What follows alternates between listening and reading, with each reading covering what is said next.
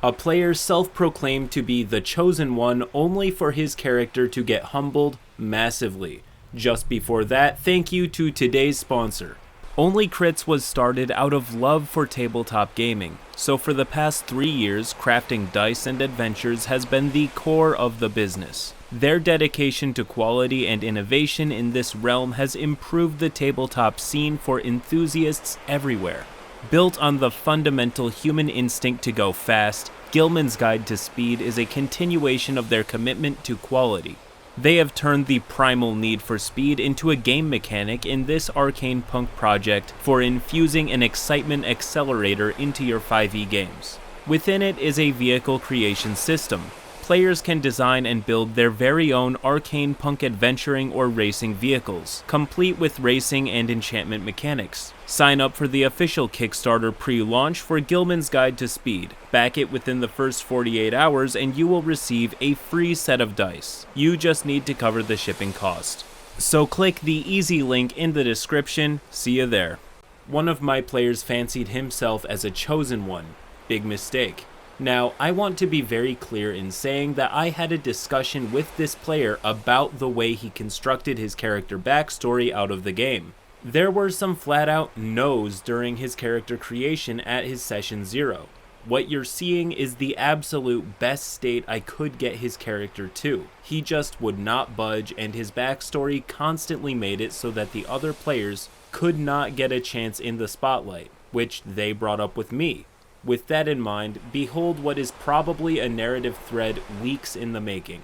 One of our players just invited one of their friends to play D&D for the first time with us. And unfortunately, he's one of the worst players you could ever come across. Not in a game sense type way, but in a, I'm the chosen one, so I'll do all the talking for the group. And also do whatever I want, because it's what my character would do. But allow me to elaborate more on what exactly makes this guy the very bottom of the barrel. His backstory was literally that he was a regular farmhand who was given mystical paladin powers by, and I quote, a god that's like the most powerful one, but nobody knows about him because he's too strong. Already a bad start until he said, and also, in the ancient prophecy, only his god's chosen race can defeat the Laractans, homebrew big bad evil guy race. So he's already set himself up as a player who intends to take all the party's glory, and of course he runs around under the guise of roleplay, doing whatever he wants because it's what his character would do. Around this point is when my party and I got really annoyed and pissed at this guy stopping them from having meaningful interactions with NPCs and nuanced conversations because he would go on about how it's his destiny to stop the bad guys. So my players ask if I can do anything about it, and of course, as the good DM I am, I simply could not let this upstart ruin everyone's fun and not be open to improve himself. There was no shortage of me trying to explain to this guy how all this works. At this point, me and the rest of the party tried to talk to this guy outside of the game 5 separate times at this point. But alas, he really did not want to change his behavior, which was causing other players to not have fun and feel left out. I'm sorry, I know what the mature thing to do is here. Boot him from the game and leave him a little note on why he's booted. However, I really can't blame the DM for what he's about to do. It's one of those things where it's like, I don't agree with you all the way, but I also don't blame you. Roll post. So that's when it began. A couple uncontrollable bursts of divine energy on himself, as well as his enemies. A couple of suspicious mages and historians questioning his claim of being the chosen one, as they mentioned that many others have claimed that title and never returned. And a few disturbing and threatening visions from his patron later, and it all finally erupted during the first fight with the BBEG.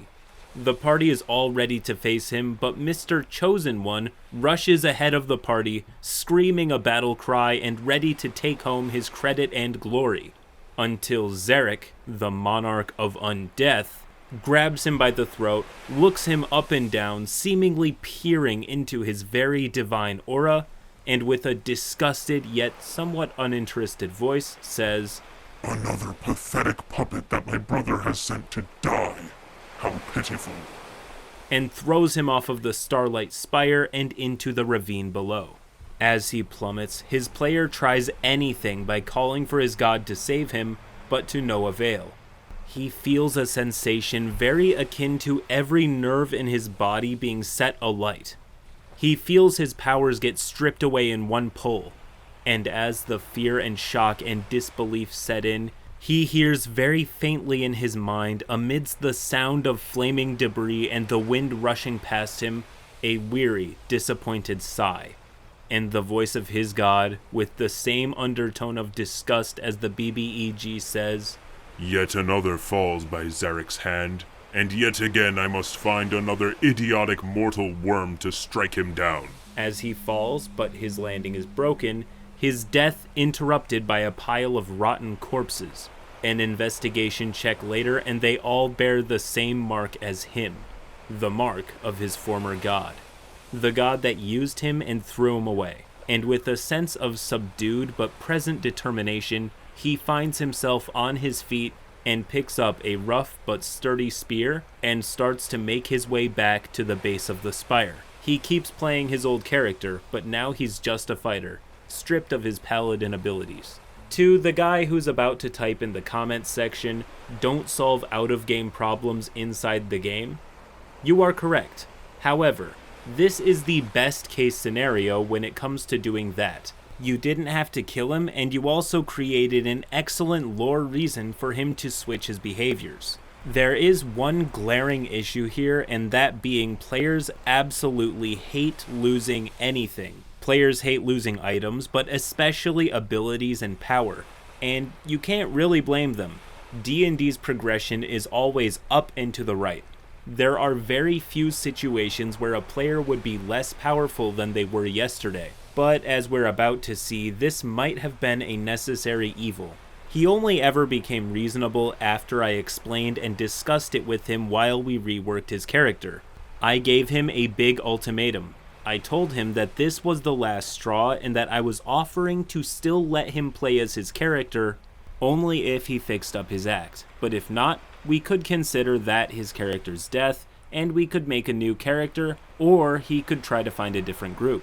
After the session, I helped him construct another character, a fighter at this time, and now he's playing nice with the NPCs and his teammates after a very thorough discussion while reworking his character. And it seems like his disillusionment and the countless discussions has humbled him and made him a player that we feel honored to play with. There are still areas in his role-playing that could be better, but overall, I'd count it as a success. Still, I could have done better.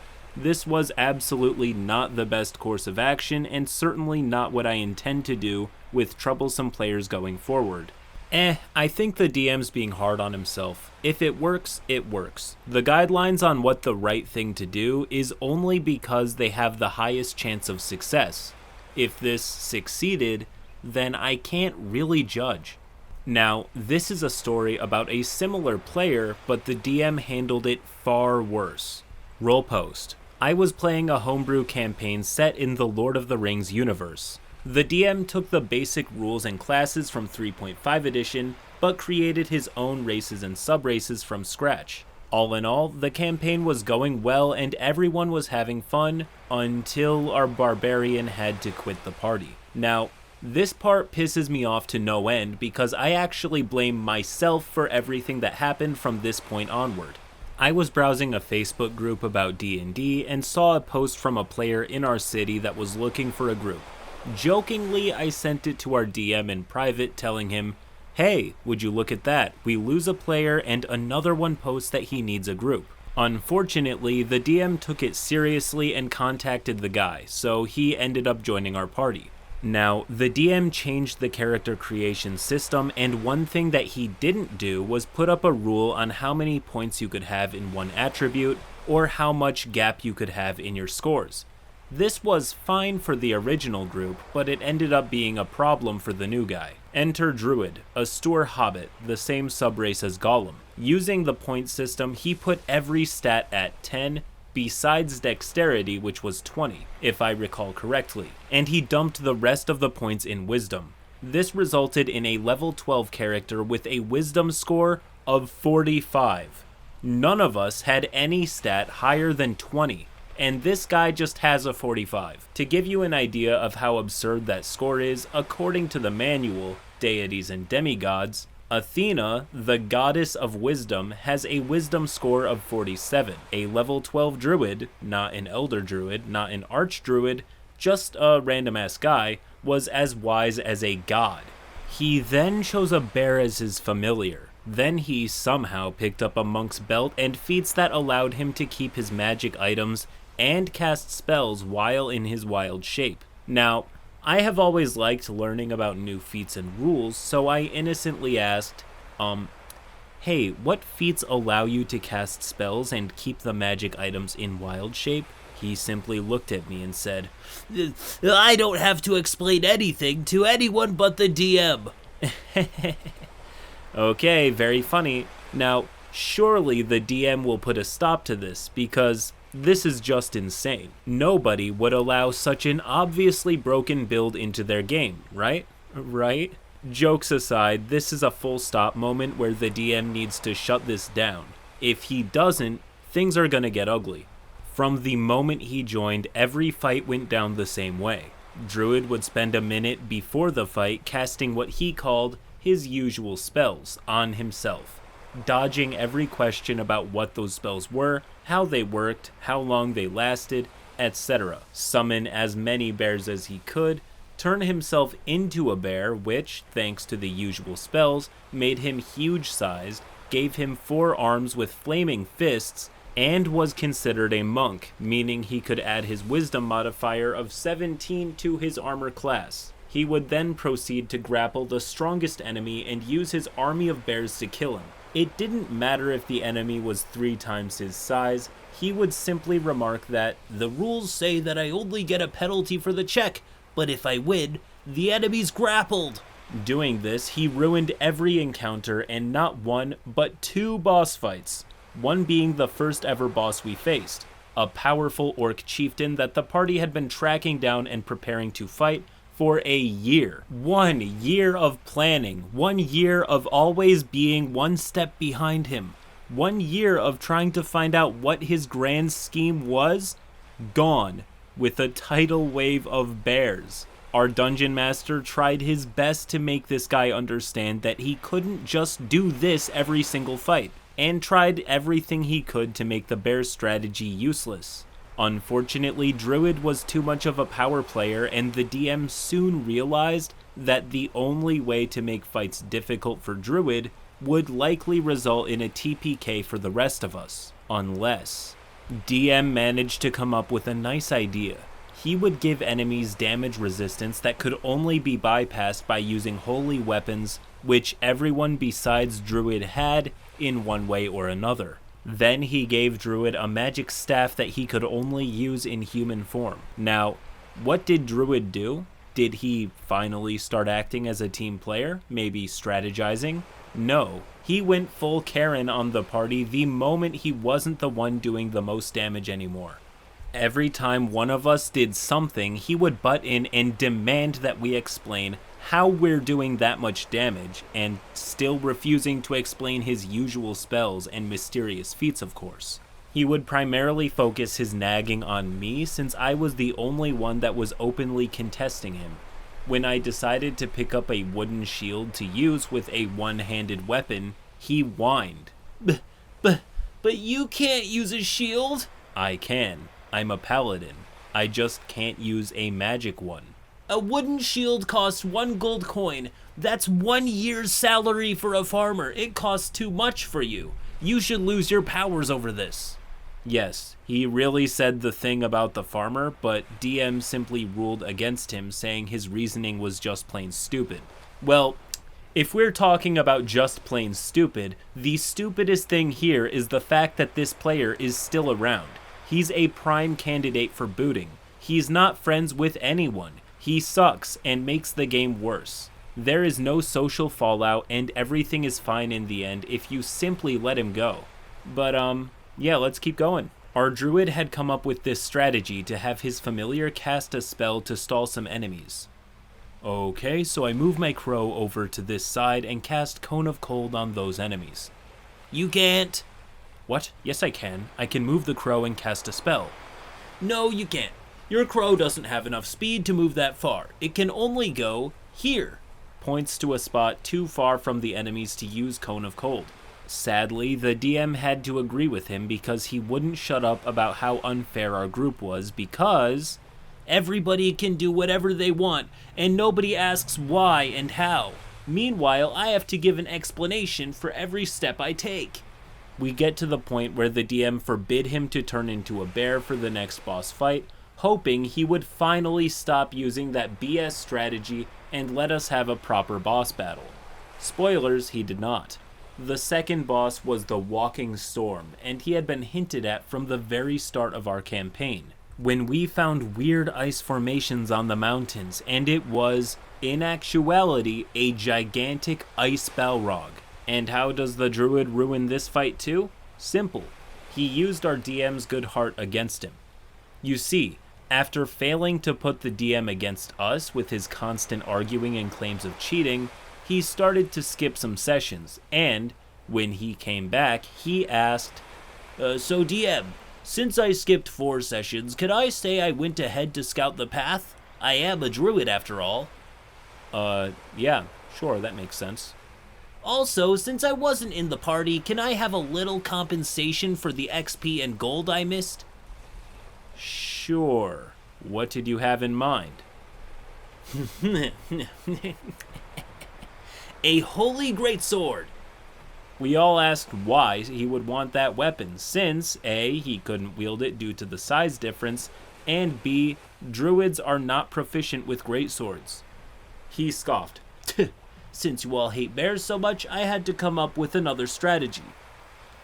But that doesn't change the fact that druids are not proficient with that weapon. How will you use it? Wouldn't a holy quarterstaff be better? What about a club? I don't have to explain anything to you. When the fight began, he started casting his, quote, usual spells on himself, and then looked at all of us, smirked, and said, Don't worry, guys. Since you all are afraid of bears, I will now turn into a legendary ape. So he turned into this, at the time, unknown animal with 4 arms and flaming fists. He then proceeded to pick up the greatsword and charge the 200-foot-tall monster by himself. How can you use that thing? You are an ape! Legendary apes have a special trait that makes them proficient in martial weapons. Where is this explained? I don't have to explain anything to you. He then proceeded to grapple the enemy. A 10-foot-tall ape was trying to immobilize a 200-foot-tall demon using only 2 hands and hit him with a greatsword at the same time. The DM finally snapped. No, you cannot immobilize him. He is too big for that. Druid.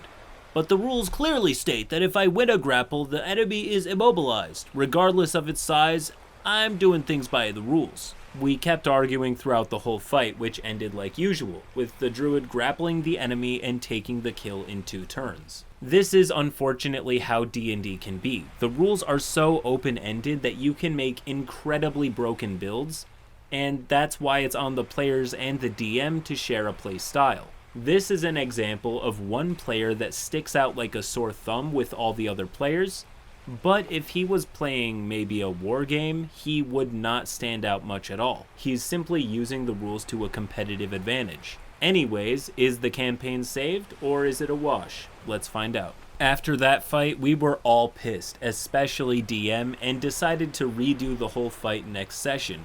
DM, despite everyone else advising him not to, even texted Druid and asked him if he was okay with redoing the fight.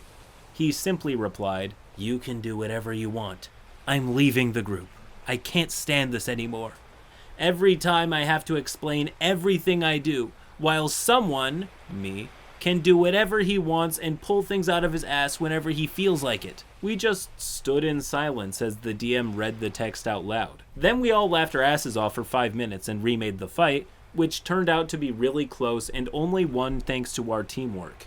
Sadly, this story does not have a happy ending. All the events in the story happened in the span of a year and a half, mostly because the druid would also delay our sessions, forcing us to reschedule because he had to do this or attend to that, and he knew our DM did not like to play without the full party unless it was absolutely necessary. During that time, the ranger had to quit the party, the rogue had to move to another city, and another player joined and left. In the end, the party was down to me, the wizard, and a new guy that joined way too late in the campaign. But even then, we ended up skipping session after session because of real life stuff. Then COVID happened, and thus our 4-year campaign lies there, just 4 sessions from the end, unfinished. All because of one guy and his stupid main character complex. I would like to add the DM to the list. That guy let everybody know what he was about the second he joined the game, and at a certain point you just have to show him the door. If you're non-confrontational, you can just say you're busy, campaign is canceled, and then move all of your original players into a new game and drop the new guy. Hindsight is 20/20, but this is just bad all around. Also, as annoying as that guy was, if he was truly playing by the rules, then this is a case of main character syndrome, sure, but it's also a case of a player being the wrong fit for the party. Till next time.